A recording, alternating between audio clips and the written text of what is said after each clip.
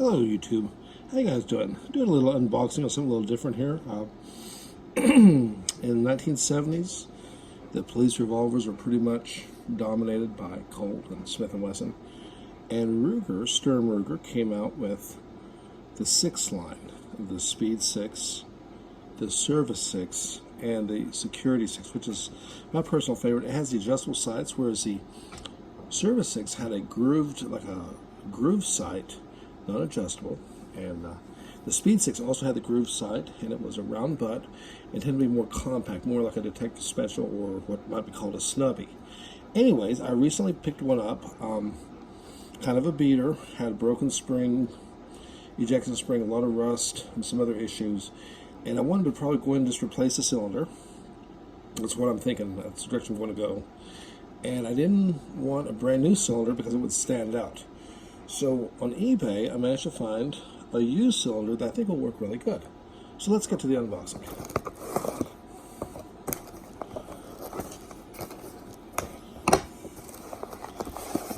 Here we go. Oops.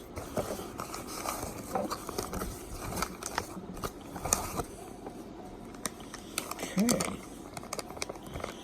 This is a whole assembly, crane assembly.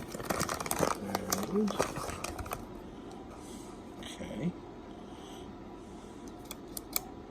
Ejection spring works good.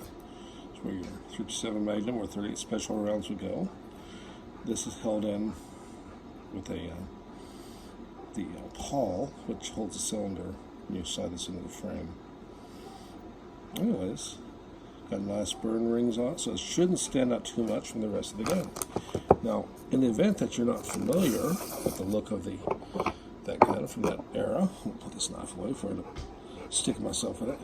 I have here a revolver I purchased for $169 back in July 5th of 1988. And now you know how old I am.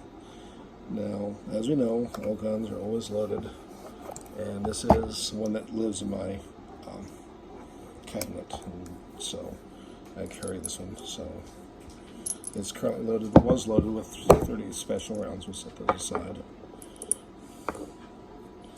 And I do load 6. These are transfer bar revolvers. Oops. And this particular one has a warning on the barrel, but here we are. Cylinder is clear, and there it is. A little 4-inch barreled 37 Magnum. They're very solid guns. There's no side plate, see, like you might see with your Smith & Wesson. No side plate. It's all milled out one piece. Very heavy backing here. And when I say transfer bar safety, got this push button. It is still unloaded. And draw the hammer back and see the transfer bar up inside of here. So when you cock the hammer, it brings the transfer bar up. The hammer itself does not have a firing pin on it, like say the Colt or the Smith & Wesson of the era would have had. So if I were to, I'm going to hold this back and trip it, but if I don't hold the trigger, the transfer bar slides back down, it goes against the frame, and there's no firing pin. Now, if I hold the trigger and gently release it, see the firing pin. Pretty cool safety, especially for back then. Like I said, this gun was common at the time. This particular one they stopped making in 1985. This particular example is made, according to the serial numbers, probably around 1982 or 83. I don't remember off the top of my head. This one does have the warning, which says, before using gun, consult your owner's manual, which is available free from Ruger, Sturm Ruger. The example I found at the local gun shop does not have that, so it's probably from the 70s, probably around maybe 76, 77, look at the serial numbers. Anyways, it's got the rather comfortable little grips. Some people did not like these small grips, they prefer the combat grips. I personally like this just fine, but like I said, this piece goes in like so. It's held in under here. So when you drop this out, there's a pin in there that holds it. See, when this goes under here, the back of the pawl here. Anyways, has a captive spring underneath the grips here. You draw your hammer back, your spring comes in, you put a little pin through it. I'll show a breakdown of the gun sometime. I'll do a video of that.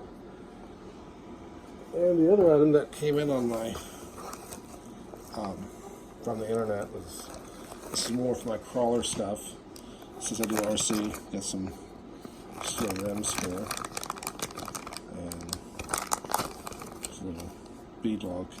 Kind of like it because it reminds me of the more steel white rims you see on pickup trucks.